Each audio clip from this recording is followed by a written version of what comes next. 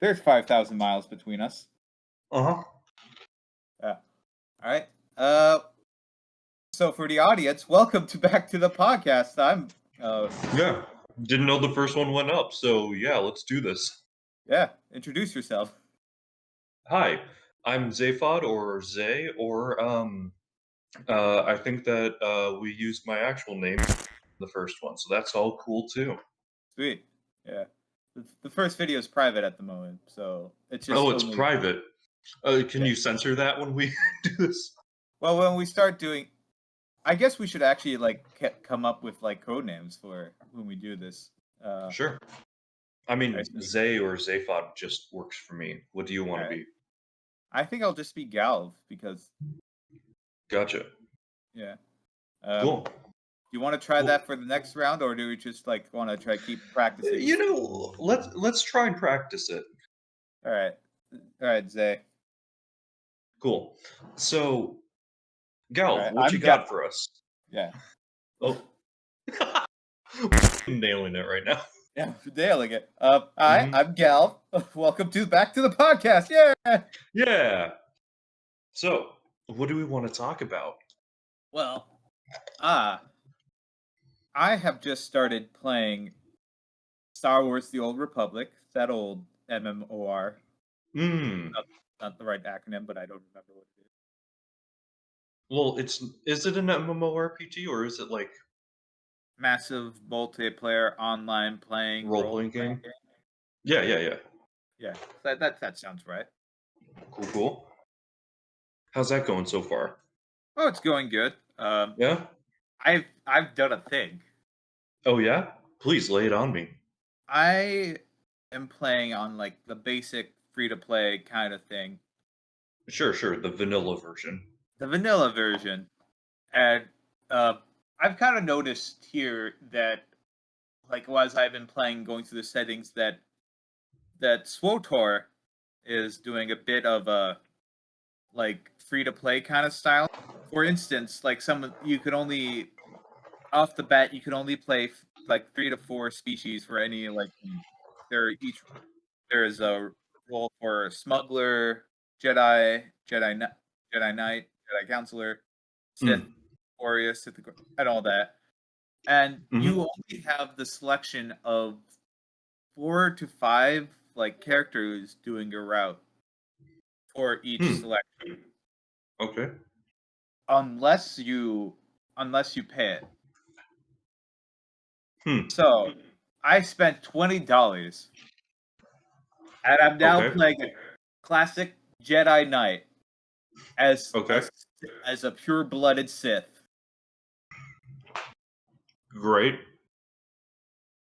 and that has done nothing for my immersion experience. Amazing. Because do you know about pure-blooded Sith? I don't know about pure-blooded Sith. Well, What's the dealio with that?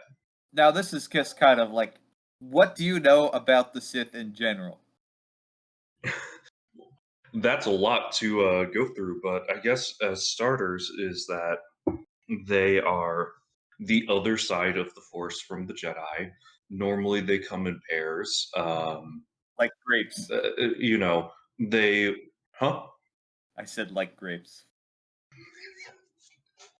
Pairs of grapes. First thing that popped into my head. I know that's not true. You could have gone for socks or pants or frankly most articles of clothing, but you went with grapes. Yes. 10 out of 10. Well, just to continue on then. Yeah, they often come in pairs. They make their crystal that's in the lightsaber bleed or something in order to get that red color. And they let their emotions be a thing that happens. Those are the general things that I know about the Sith. All right. That's not too bad. Not too bad. But this is Legends continuity here. I don't know what that means, so please go forth. So uh, before Disney acquired Star Wars back in, I think it was 2012, Hmm. they had they had decades and decades of other works built up on Star Wars lore. This is how we got characters like Thrawn. Uh, Yeah, that's like the Clone Wars series and the no, Force Awakens. the Clone Wars series is not does not. Well, the 2003 miniseries is considered Legends Mm. but like the 2000 the 3D animated show is not considered Legends because that was direct because George Lucas worked directly with the team, so that's considered part of the current Star Wars canon. But like this is Okay. but characters like Thrawn, Knights of the Old Republic, um, all the Star Wars books that take place after Return of the Jedi, um, Hmm. and like and Star Wars: The Old Republic, they were all created by like different creators under the Star Wars brand, and there was a lot of overlap between what was what. We This is how we got characters like Darth Bane. Hmm. Uh, Thrawn is a great example of Yep. And uh, also Thrawn, of course. yes, Thrawn, blue guy, Yeah. and how we initially got Emperor Palpatine reanimated and his many clones. That Yes, all good old Frank Palpatine. Yes, that those were ideas and like characters that stemmed from Legends and Mara Jade too. Mara Jade is a character from Legends. Do you know about her? I don't know if I do. Oh, That name is new to me, I think. really? Okay. She is Luke Skywalker's wife. Yeah, I do not know this person. Okay, This this is a is new character to me. okay. She is a Sith assassin. She was ordered to kill Skywalker. Death Star blew up. A lot of shenanigans happened. She kills his clone. They fall in love. Yada yada yada. What was her name again? Mara Jade, completely different thing. Okay, But so back on target. back on target, one of the one of the things that were never really touched on in the in the series or something that George Lucas left a lot to interpretation was the Sith. And like who they were before the Jedi before the events of the movies was always kind of left up in the air. Yeah. Yeah. And like a lot of people took that as chance and eventually it all kind of boiled down to like three different things. There is the Sith Order, the Sith Empire, and Sith the species. Great. Okay. So, sorry, one more time. That was Order, Species, and what? Empire. I don't remember the Empire. I remember the Order, and I seem to vaguely recall the Species, but I'm not. I feel like I've heard about that, but that is kind of fuzzy to me. Yeah. So basically, long before in like Legends continuity, the Jedi were a group of people called the Jedi, but with an A somewhere. Jedi. Yeah, and Okay. they and they there was this kind of like and they kind of had a split whether or not they should study the light side or the dark side of the Force. Um, Hmm.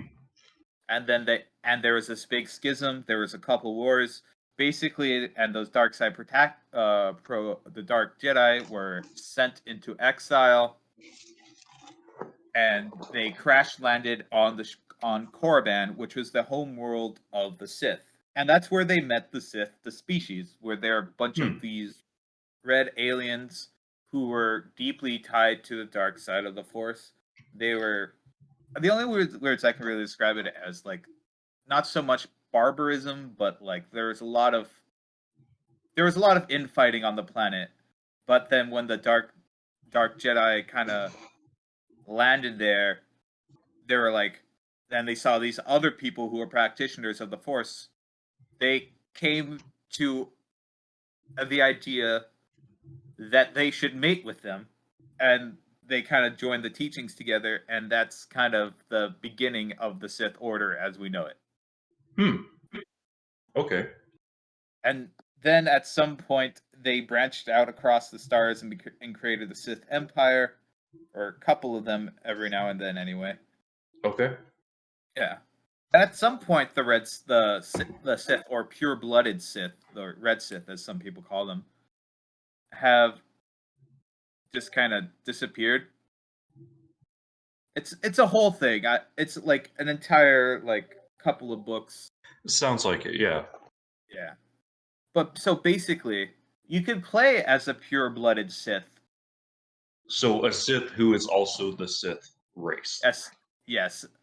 You can play a red Sith or pure Sith in Star Wars only mostly if you either play as a Sith Inquisitor or a Sith Warrior. But at some points, SWTOR has it that if you pay, you can unlock the Sith race for any characteristics uh, if you give them money. Okay. I couldn't pass the chance of having playing as a Sith Jedi, so I did. Sure. Yeah. Yeah. No, I feel that. And there's no one brings it up, which is really weird. Like everyone comes out and sees like, oh, this guy's a Jedi, but like I I am quite literally the Sith. Yeah. I mean, I guess they're not seeing color or force or whatever, but I guess so. Well, that means that their entire interaction with you is only class based, right? yeah. So, like, I don't know. Imagine, like, everyone gathered around and, like, you're fighting off a swarm of, like, alien locusts, and an alien locust dressed as a fireman comes in, and everyone's like, ah, yes, the fireman is here. Like, thank you. We've been needing to fight these fires. Like, That's exactly what it is. It's funny too. Like I have like this massive 7 foot tall bald guy mhm. with red like kind of fangs coming out of my cheeks, scars on my Uh-huh. face. I should not be a sight of hope for anybody, regardless of what color my Mhm. lightsaber is. Thinking about uh, a pleasant sight uh, or not, I have been playing a new game as of late. I don't know if I told you about this already, Ooh, but I've picked up the Yakuza series. I bet you're having a blast. I haven't played it, but I have seen some things. Oh man. Oh boy, this game, this fucking game. It, you know, honestly, it's pretty serious and intense from a story angle. But everything else about the game is just fucking ridiculous. Like the karaoke and fishing mode. Yeah, which by the way, you know how I am with fishing in video games. If there's a way to fish, I love to do it. Um, That's right. yeah, it's got. You know what? Yeah, let's go with Zay's. Uh, Zay's game corner, game review, but only the fishing part. I rate the fishing part of Yakuza Zero a solid, let's say, 7 out of 10. There's definitely better ones out there, but I'm happy for what it is. But, I think that just to kind of touch on the point though, Kiryu in that game series, the main character is this kind of big, tough guy who's got like always got like a mean sort of look on his face and is just kind of generally, you know, threatening. Hmm.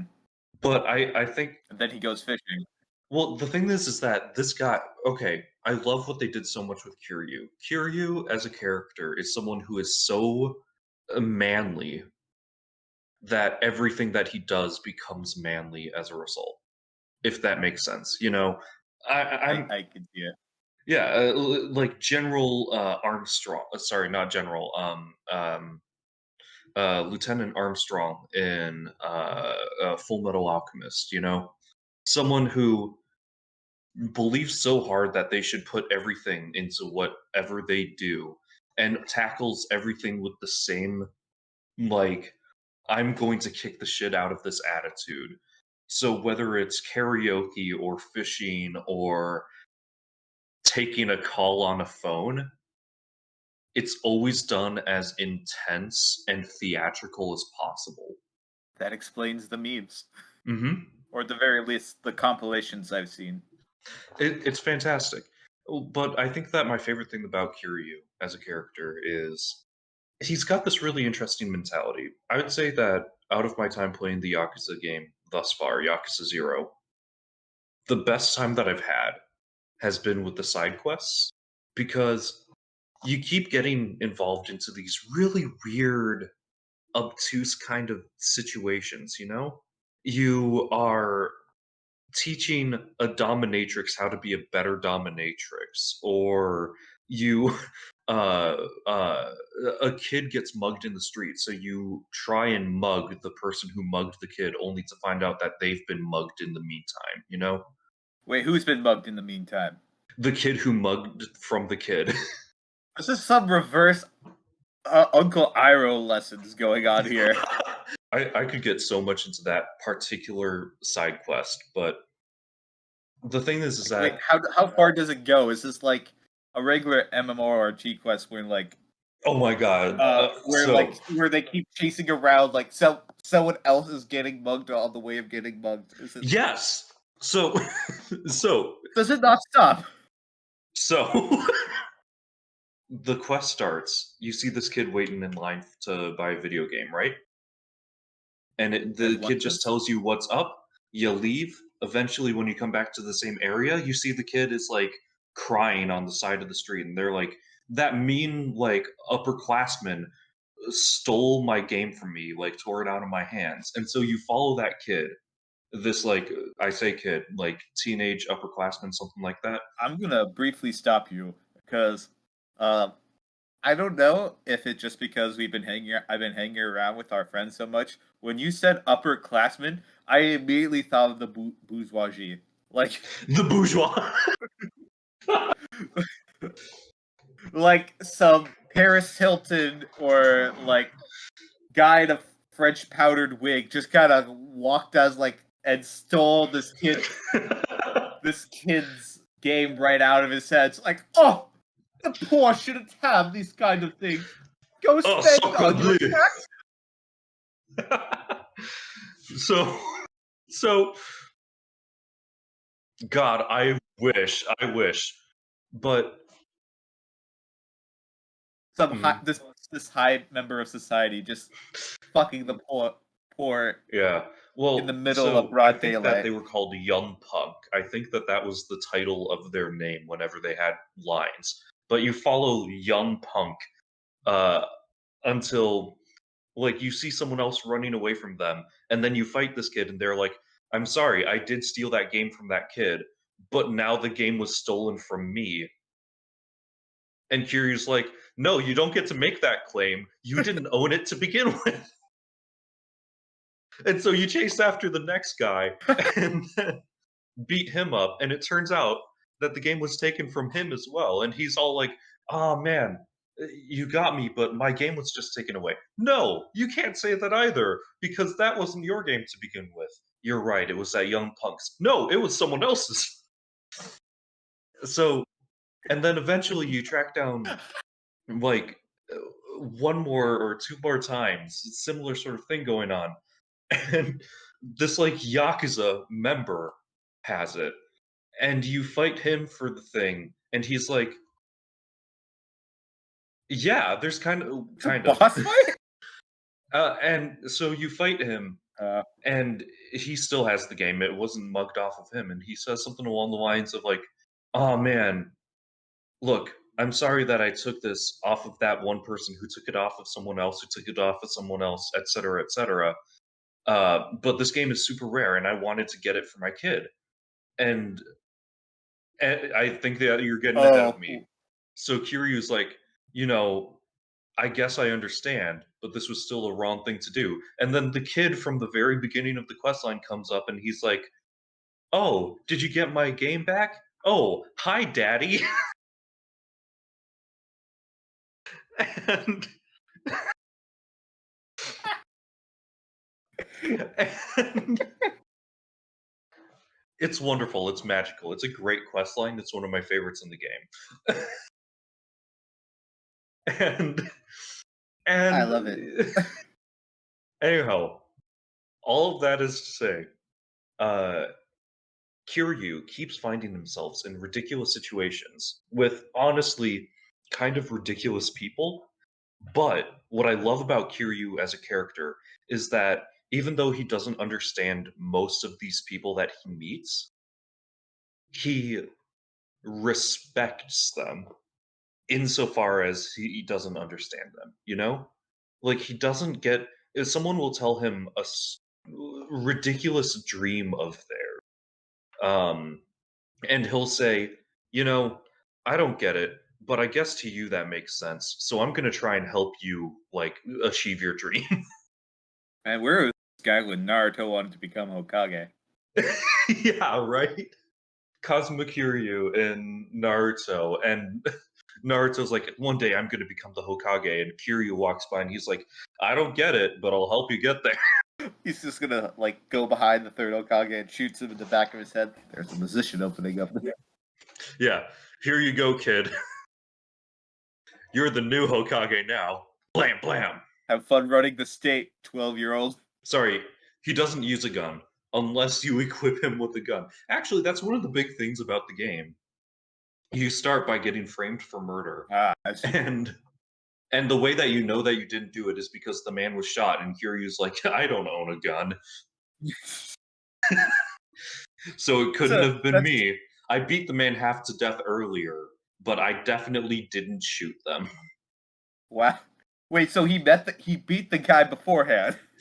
Yeah, he beat the guy up beforehand, and then the guy dies, and Kiryu's like, oh shit, I think I accidentally killed this guy. And everyone's like, "Oh shit, Kiryu, you killed this guy." And then the news report comes on, or something. Sorry, no, not the news report. You get told by one of the Dojima lieutenants, like, "Yeah, I can't believe you shot the guy." And Kiryu's like, What? I ain't never seen a gun before."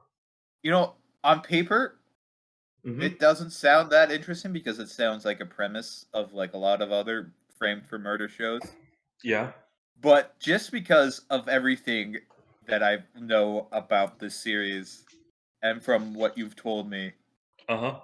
sounds absolutely hilarious, and I cannot stop laughing on the inside. Well, because that's kind of one of the things about the Yakuza series is that it takes itself so seriously while taking itself not seriously at all. Yeah.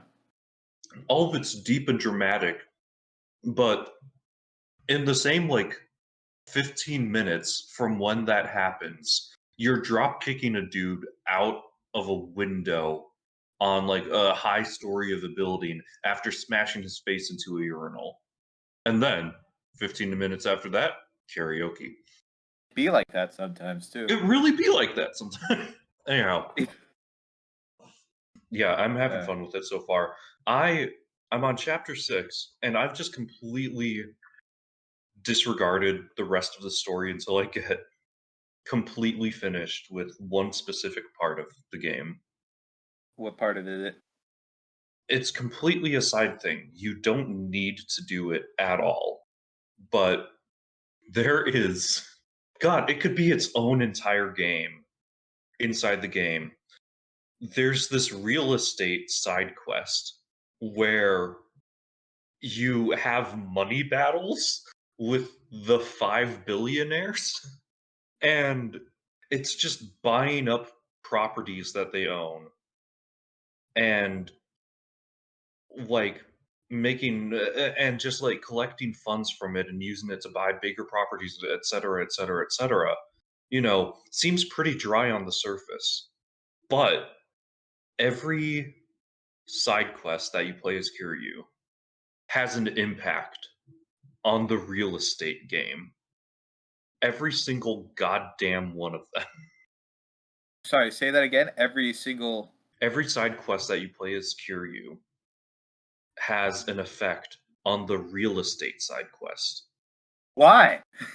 I don't know, but I love it. Like, here's the thing. I went to a bowling alley. I became friends with the person who works behind the counter at the bowling alley, right? We played bowling games together. Eventually, our friendship got so high that they were like, "Hey, we're doing a tournament.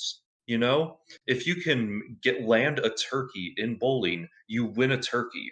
So I played. I got a turkey, which is kind of really hard to do in that game. It took me a while. A turkey is like 4 strikes, yeah? 3. Um, Uh, oh, okay. and I'll have to show you the way that it works in that game because it's a bit weird, but, um, so I did that, right? And I got a turkey, except they were talking about a turkey dinner. This was 1, not a meal, 2, fully alive, and 3, not even a goddamn turkey. Please tell me it was a goat. No, it was a chicken. And here's the thing.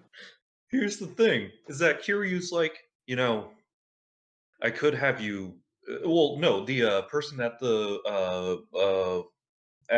bowling lane is like, "Well, you know, I used to work at a farm. If you want me to, I can kill this chicken and turn it into a meal for you."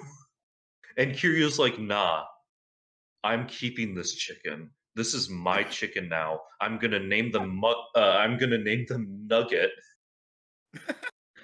and they're gonna be one of my goddamn managers at my real estate business." One of the managers that you can assign over an area is a goddamn chicken named Nugget. It's so good. And like I in need to play these games. yeah, well you can get Yakuza 0 on Xbox, so Or at the very least, come over to your house and you can play it, and I watch you from the corner of the room, just kind of like rubbing my fingers going, yes, this is hilarious. Yeah. yeah, yeah, yeah. So with that being said, every quest as Kiryu in some way, shape, or form can tie back into the real estate minigame. Um, in ones that, in some cases, if you befriend people who work at or are the owners of like establishments, then you can buy their property after you become friends with them. But in others, just people from from the quest will arrive at your offices and say, "Hey, I heard you're in the real estate business. I want to work for you." Just, just random people just show up, or just are these people from other sites? Pretty much. Well, no, they're specifically people from the quest lines. Um, but okay, let me tell you one of my favorite examples of this kind of thing. All right. Ready? So one of the quest lines starts with you just kind of walking around the street as you do, and the this crew from this film set is like, "Oh, our producer hasn't arrived yet, and like we really got to start filming soon, but we can't do it without the producer present. Hey, you look like a tough person with like a menacing aura. Will you be our producer?" Yes, because that's what a producer does. Yeah. Wha- So, of course, Kiryu agrees. Not to say that you have to as Kiryu, but I take it upon myself to accept every quest line that I'm given. Yes, that is the ninja way. Uh,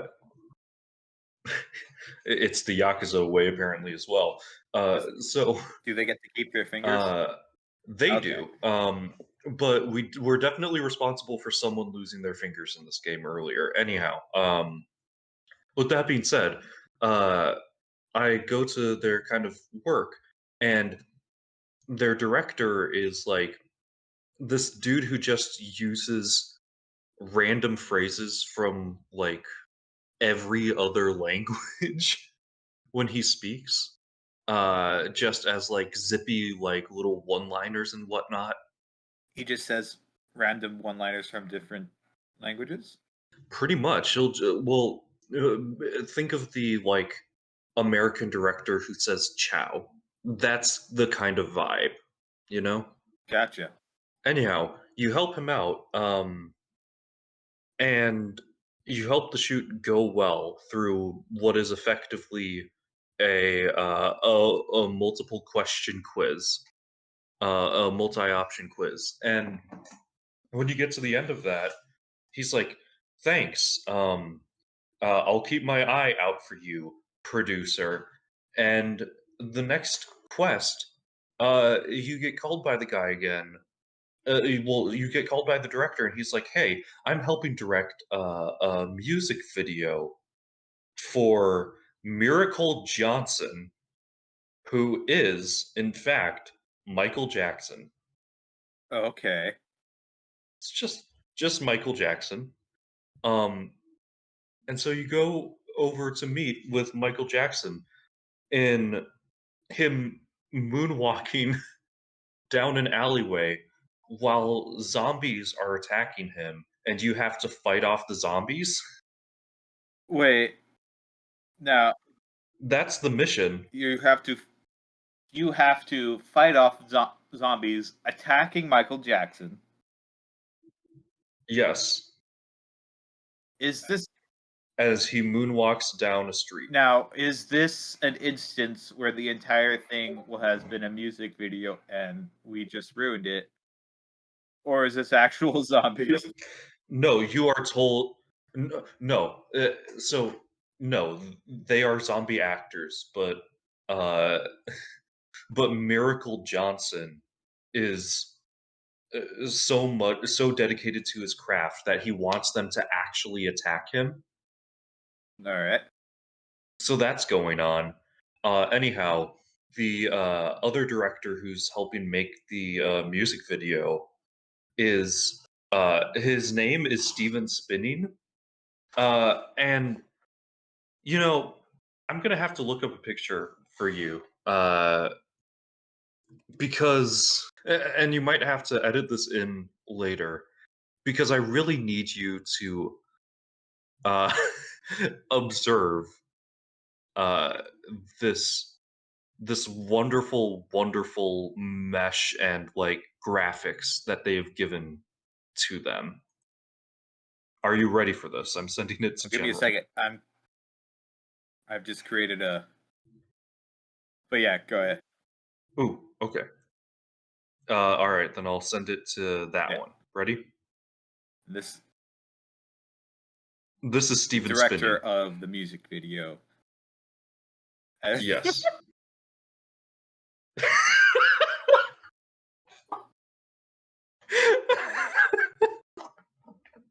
That's like a hipster Steven Spielberg. Yeah, it is Steven What? Spielberg. It's supposed to be Spielberg. Of course, they can't use his actual name, so he's Steven Oh Spinning, my but god. I don't know what image I had in my head before this, but wait, sorry. One second. Let me see if I can find a picture of Miracle Johnson for you. oh boy. Okay, so here you go. It's Judge Dredd. I don't know. Anyhow, so uh yeah. Anyhow, you help out with the music video. Everything's cool, everything's great, whatever. You do one more thing along with Miracle Johnson. Boom. Yeah. Everything cool. You go back to your real estate office, and the director that you became friends with, and also Steven Spinning, is there. Oh boy. And the two of them are like, "Hey, you helped us. We're gonna help out you." And they both start working at your real estate agency. Steven Spinning becomes a real estate manager, and he's the best goddamn one in the game. What does he go like when it's time when he has to call a client? Does he go like ET call? No, no, no. I mean, after that point, it's mostly just like numbers that you're seeing on a screen with their names attached to them. But like uh, that dude there a lot of the managers, like, it'll fluctuate like how much income you'll get from an area just based off of kind of the ebb and flow that they naturally have, like with their work style. There's payouts that they'll work before the cycle resets, and for a lot of just for your standard basic one, it might be no change at the beginning, no change for the second one, no change for the third one, maybe up one for the fourth one, just as a like you just get a little bit of a boost on their fourth collection, and then -2 on their last one. So you get like less money then for the payout. For Steven spinning, it's 0022 -1, I want to say, which means that up until that fifth day, you're never going to make less money than you expect. All right. And it goes up by two, which I think the highest that it goes is four, and that's very rare for a manager to let that without like any negatives in like the any of the prior ones. So all of that technical speak is to say he's really fucking good, and you see an image of his face in the corner every time you select him, and it's just that staring at you. All right. That's cool. Now, I have 9 other topics on me. Yeah. I'm not saying we don't have to go through all 9, but or we could. I don't have a lot going on till further. Well, I just spent a good while talking about Yakuza, so please hit me with Yeah, a so, topic. yeah, so I want you to choose a number between 1 and 9. Some of them are good. Let's go with Some of them are good. Some of them are not. let's go with three. Hey, did you hear about Elon Musk's new stockholder presentation or something like that? No, what happened? Okay, so he was doing the whole normal kind of like Tesla kind of things, like where he's promising these new advancements in Mm-hmm. technology, like when he announced like the Cybertruck, and Right. Yeah. yeah. So today he kind of, not today, but like I believe a week ago, announced that he's gonna he's gonna announce a new line of robotics is gonna blow everything out of the water, and like be like able, you could, or like tell them to like, hey, get me a drink or something like that, and he said they will be out in a couple years, whatever. Mm-hmm. And Okay. then he decided to bring out a working model. You can't see it, but I'm doing quotation marks. Okay. Air quotes. Yeah. Yeah. And out comes a guy in a spandex costume dancing around in what looks like a mock-up of his robot. What? Okay. Great. So isn't Elon the one who's always ranting and raving about how AI is going to destroy everything? No, I don't know if he does that. I know him more for like the eccentricities of like technologies and Dogecoin. I mean, I got to be honest. Most of the time when I hear about Elon Musk, there's like a sour taste in my mouth. I just Yeah, don't like the guy. So take anything and everything that I say with that bias clearly understood. yeah, I hate his gloating, but I also think that it's fucking hysterical yeah. That's fair. that he brought out just a dude and was like, "This is what my robot will be." Yeah. He also might be a lot of like legal trouble because of the whole thing too. Oh Not yeah. just because he brought out a dude too, but like I don't necessarily legal trouble, but like he's like doing all these like stunts to like booster the image of and the price of his uh stocks. Oh. Oh, okay. Because according to people like Boston Dynamics, who have been working in the human robotics kind of department for the past like 20 or 30 years. Yeah, I've seen the videos where they kick over their robots and see them flail on the ground for a bit. Yeah, they think that his entire projection is laughable. And like people have said, like, "Oh, don't bet against Elon. He'll prove us wrong on time. Nuke the moon." But it's basically it sounds like he's doing the same thing that he did with uh Dogecoin on Saturday Night Live, but in front of his shareholders. Well, but didn't Dogecoin plummet because of it? It did. GG Musk. Yeah, and he also made other kind of like promise way out promises too. Like remember when he said that you could summon like uh Tesla cars from any point in the country and they could come pick you up like a taxi, or that he was gonna Yeah. completely reinvigorate the public transportation system, hmm as well as the Cybertruck. hmm None of those things had happened yet, and they were all supposed to be done by now.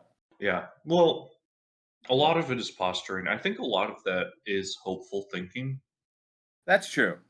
But like, I don't know, there's this ever-present sort of thing that I feel about Elon Musk where it's just so much aesthetic.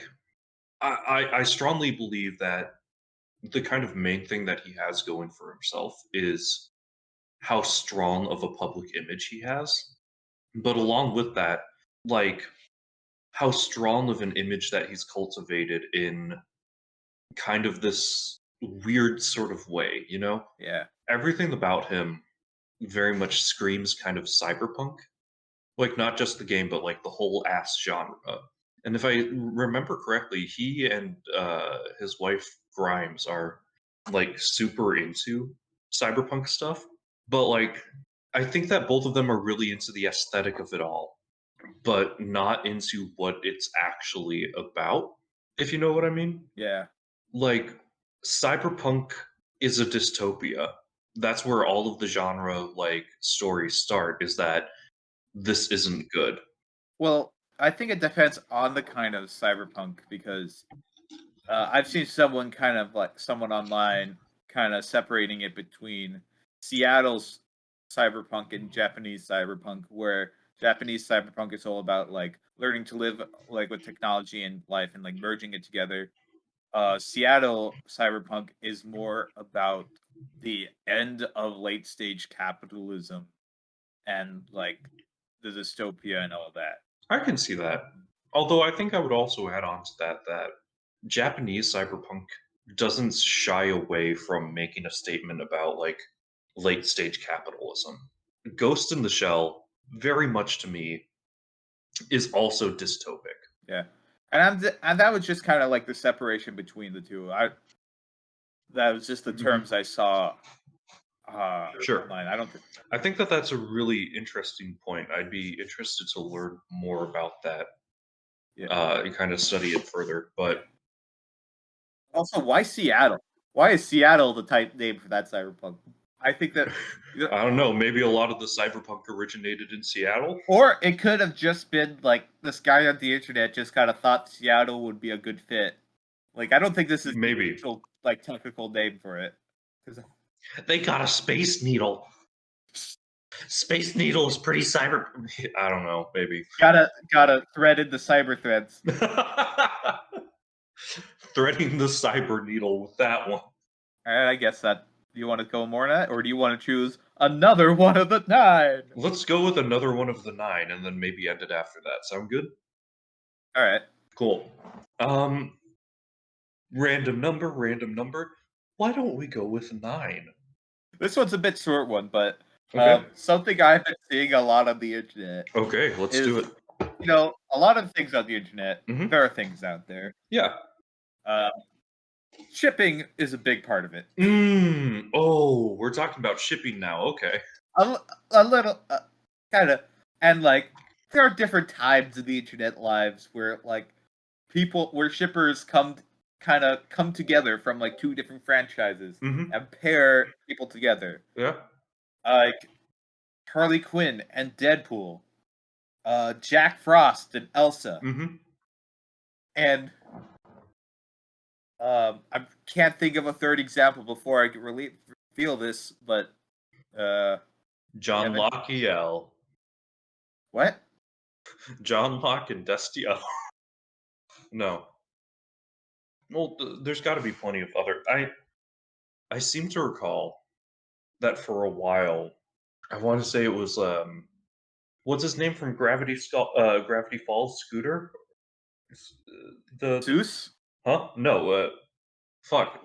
Why did I think of Scooter? That's definitely the one with the hat. Dipper? What was that? Dipper? Dipper. Yeah. My voice cracked. My voice cracked. That has never I happened to me remember before. for a little bit of time, people shipped Dipper and I want to say Twilight Sparkle. Funny that you mentioned Twilight Sparkle. What? What the fuck? What is it? Twilight Sparkle. That's the purple. That is the purple of the My Little Ponies. Yes. Yeah. Well, one of the purples. There's also Rarity, who I believe is white and purple. Yeah. It's funny that you mentioned it Okay. because on TikTok, I have been seeing a lot of stuff between Twilight and Mordecai from the regular show.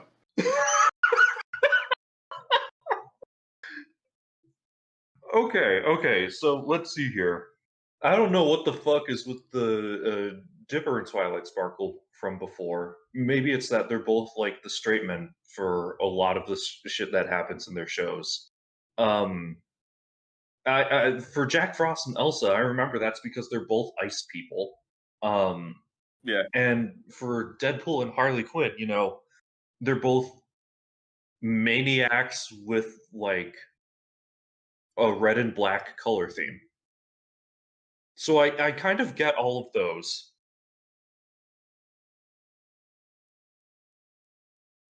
I don't know. But you don't understand why I'm Mordecai trying to and make the Twilight. connection because I guess Mordecai is a bit of a straight man to everything that Rigby does.